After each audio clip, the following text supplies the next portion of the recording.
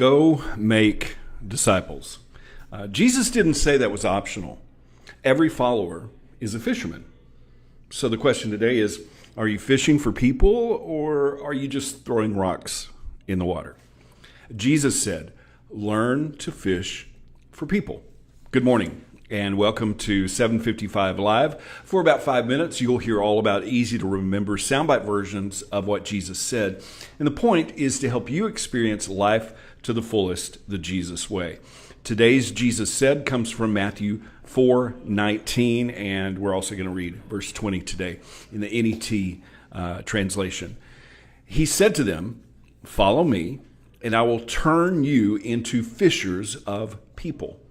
They left their nets immediately and followed him. So how do you fish for people? Jesus told those first disciples, which by extension applies to us, that they would learn to fish for people, learn to make disciple makers. Well, how do we do that? Well, it begins with follow me. We can't teach what we don't actually obey. We'll talk about this probably a little bit more later, but we always reap what we sow. And we all are planting seeds whether we realize it or not. And you may say, well, I'm not fishing for people. Yeah, you are, one way or the other. Imagine that you're at the lake and you find a great spot to fish. You've got the right bait, you've got the right fishing equipment, and some kid walks up and starts throwing rocks in the water, making it almost impossible to catch any fish. Now, the kid probably doesn't realize what he's doing. He wouldn't call it fishing. He's just chunking rocks.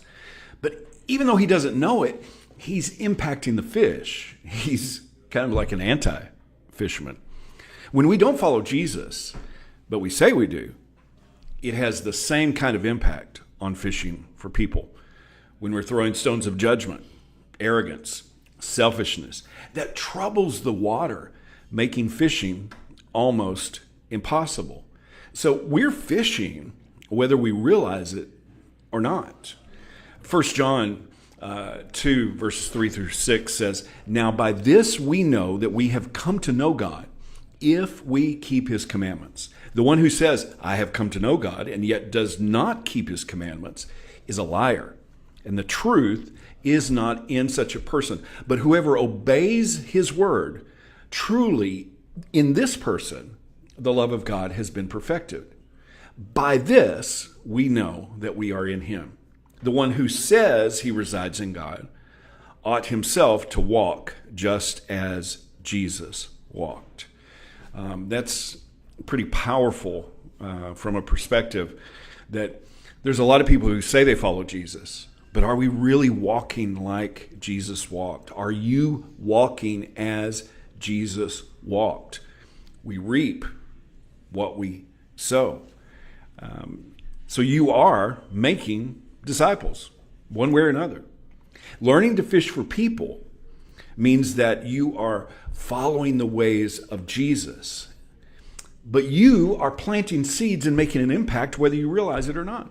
People are watching. People are following.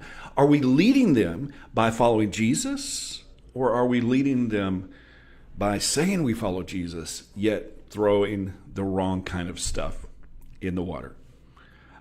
We're all disciple makers. We're either fishing for people or scaring them off.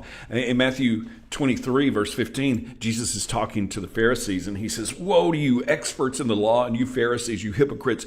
You cross land and sea to make one convert, and then when you get one, you make him twice as much a child of hell as yourselves." You see, you don't convert people by having all the rules and regulations right. You don't convert people by being against something. And you don't convert people so they can be discipled. You disciple people so they can be converted. And it all starts with following Jesus yourself. As you obey his commands and follow his example, you become a disciple maker. It's our identity in Jesus. Every follower is a fisher, and you can't be one without the other.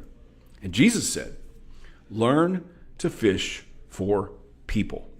How can you put that into action today? Well, It starts with follow me, follow Jesus, do what he said. Thank you so much for listening. If this is meaningful to you, it really means a lot to me if you like it, if you share it, if you comment.